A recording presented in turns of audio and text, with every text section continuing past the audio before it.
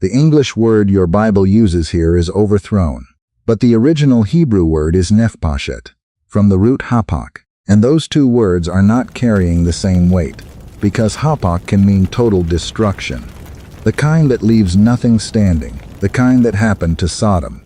And it can also mean complete transformation, a turning so total that what comes out the other side barely resembles what went in. And Jonah knew exactly which one he was hoping for. But here is what I want you to stay with as we go through this. Jonah stood in the middle of that city and delivered a message he hoped would not work. And by the end of this, the question God asked him, a question he never answered in the text, is going to be pointed directly at you and me. So hold on to that. The book of Jonah is one of the shortest in the entire Bible. 4 chapters, 48 verses. You could read the whole thing in about 12 minutes. And most of us think we already know it. The whale, the prophet who ran, the city that repented, the end. But if you have heard this story before, I want to ask you to do something difficult. I want to ask you to unhear it for the next 40 minutes. Because familiarity has a cost, and the cost is that we stop hearing what the text is actually trying to say. And what this text is actually trying to say starts with a single word, 5 words in English, one of them in Hebrew, Jonah 3:4. Yet 40 days and Nineveh shall be overthrown. In Hebrew, the entire sermon is 5 words, Od Arbaim Yam V'Niva Nehpachet. That is the whole message. The shortest recorded sermon in the Bible, delivered by the most reluctant prophet in the Bible, to the most dangerous city in the ancient world. And the word that carries everything, the word translated overthrown, is nehpachet. Let's start there.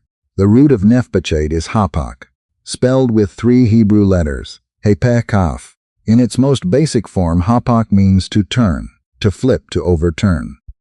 Now, scholars have a technical term for a word carries 2 opposite meanings at the same time. They call it a contranym. And hapak is one of the most striking contranyms in the entire Hebrew language. It appears 94 times in the Old Testament, 94 times. And across those 94 appearances, it goes in 2 completely different directions. 20 times it describes catastrophic, total destruction, the kind where nothing survives. 15 times it describes something being turned from one state into something completely different, a turning of mourning into joy, a turning of sickness into health, a turning of a person into someone they were not before. The same root, opposite outcomes. And the text of Jonah chose this word deliberately. Here is what that means. When Jonah stood in the middle of Nineveh and said nehpachet, he was not delivering a one-dimensional death sentence. He was delivering a word that held 2 doors simultaneously.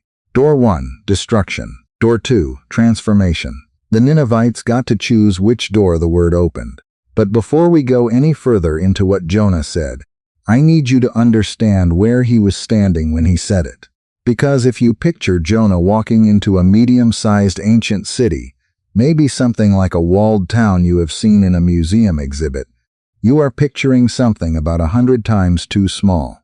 Nineveh was not a city. It was an empire compressed into a metropolitan footprint.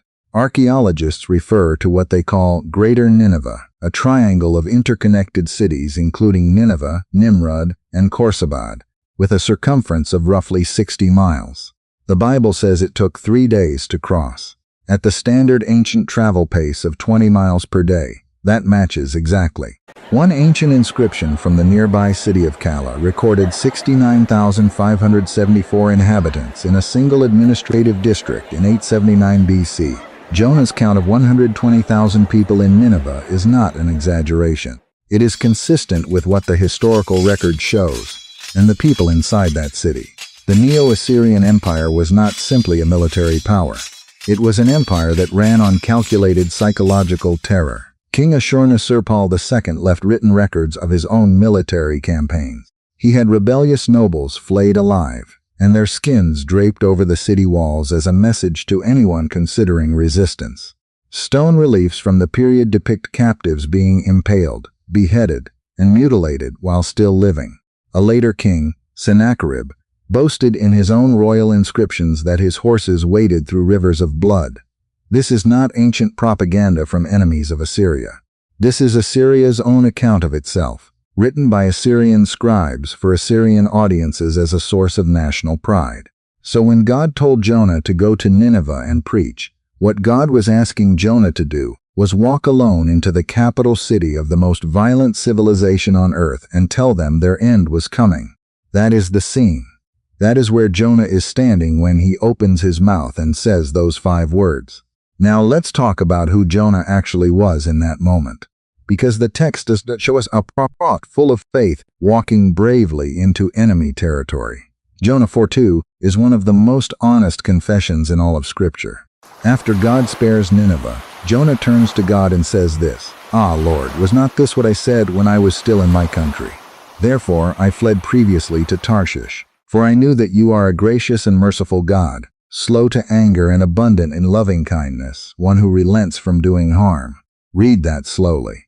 Jonah did not flee because he was afraid of Nineveh. He fled because he was afraid of God's goodness. He knew the character of the God he served. He had the creed of mercy from Exodus 34 memorized, and his theology told him exactly what would happen if Nineveh responded. God would relent, God would spare them, and Jonah could not stand that possibility. So he ran in the opposite direction. And when God brought him back, when the fish deposited him on the shore and God told him a second time to go, Jonah went. He walked into Nineveh. He delivered the message. And then, Jonah 4:5, he went out to the east side of the city. He built himself a shelter, and he sat down to watch. He was waiting to see which door the word hapak would open. He was hoping for the door marked destruction. Have you ever caught yourself hoping someone would not make it? Not proud of it. Not something you would say out loud, but hoping. That is the thing about Jonah that makes this book so uncomfortable. He is not a villain. He is a man of genuine faith who loves his people so much that he cannot extend that love across a border. And the God he knows well enough to quote from memory is a God he cannot fully bring himself to want for his enemies. The book of Jonah is not really about a fish. It is about the thing that is harder to swallow than being inside one. Now back to the word. Hapak, 94 appearances, 2 directions. Let's look at where else this root shows up, because the pattern is more specific than it first appears. Genesis 19:25. God destroys Sodom and Gomorrah. The Hebrew uses hapak, total, irreversible overthrow. Nothing survives. Amos 4:11. God reminds Israel of what happened to Sodom and uses hapak again. This time as a warning. You have seen what hapak looks like. Do not make me use it on you. But then look at 1 Samuel 10:6. The prophet Samuel tells Saul that the Spirit of the Lord will come upon him, and he will be turned into another man. The Hebrew word is hapak, same root, completely different direction, not destruction, transformation. And Jeremiah 31:13, one of the most beautiful verses in the Old Testament. God promises to turn their mourning into joy, their sorrow into comfort. The Hebrew uses hapak. The same word used to describe Sodom burning to the ground is used here for God converting grief into celebration. That is not a coincidence. That is the word doing its full work. And the scholars who study this text note something specific about the grammatical form Jonah used. Nehpachet is what is called a nifal participle. In the nifal stem, Hebrew verbs carry a built-in ambiguity between passive and reflexive. Passive meaning, something will be done to Nineveh from the outside. Reflexive meaning, Nineveh will turn itself from the inside. The grammar holds both possibilities open at the same time. The shortest sermon in the Bible is a word that cannot be translated without losing the choice it contains. Now here is where the letter behind the word becomes important, because Hebrew is not like English. In English, the letters of a word are just sounds. They do not carry images. But in ancient Hebrew, each letter began as a pictograph, a physical image. And those images did not disappear when the alphabet evolved. They stayed embedded in the meaning of the words. The root hapak is built from 3 letters. Hey, pe, kaf. Hey is a picture of a man with his arms raised, not in surrender. In revelation, the gesture of someone who has just seen something they were not expecting. A figure responding to something beyond themselves. Pe is a picture of an open mouth. Speaking, breathing, the place where words originate. Kaf is a picture of an open palm, not a fist. A palm facing upward. The gesture of offering, of receiving, of a hand that is not closed. Put them together. a figure responding to something beyond themselves, speaking through an open mouth, with a hand open to receive. That is the image inside the word that Jonah used. And that image describes exactly what the Ninevites did when they heard it. They saw something beyond themselves in that word. The king opened his mouth and issued a decree, and the entire city opened its hands. Sackcloth, fasting, a posture of receiving rather than defending. The king of Nineveh stepped off his throne and sat in ashes, and his decree included not just the people but the livestock. Every living thing in the city participated in the turning. The scholars who read Assyrian texts note that this kind of national purification ritual was not invented by the Bible. Neo-Assyrian inscriptions document exactly this kind of collective penance during national crises. The form was familiar to them. What was unfamiliar was the God they were turning toward. Now we can land the twist. Jonah delivered a word with two doors. He was hoping the city would walk through the wrong one. But here is what the text shows us about the 40 days themselves. We said earlier that historical records from the reign of Ashur-dan III reveal something remarkable about the decade immediately before Jonah's arrival. A plague in 765 BC. A total solar eclipse in 763 BC, which in the ancient world was not an astronomical curiosity. It was a catastrophic omen of divine wrath. A civil revolt running from 763 to 759 BC.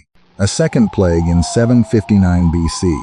The evidence suggests that by the time Jonah arrived, Nineveh was a city that had already been shaken, already living in the aftermath of events it could not explain. A city that had already been asking, in its own way, whether its gods had abandoned it. And then a foreign prophet walks in and delivers 5 words, Odar bimyam v'Nineveh nehpachet, 40 days, and Nineveh will be turned.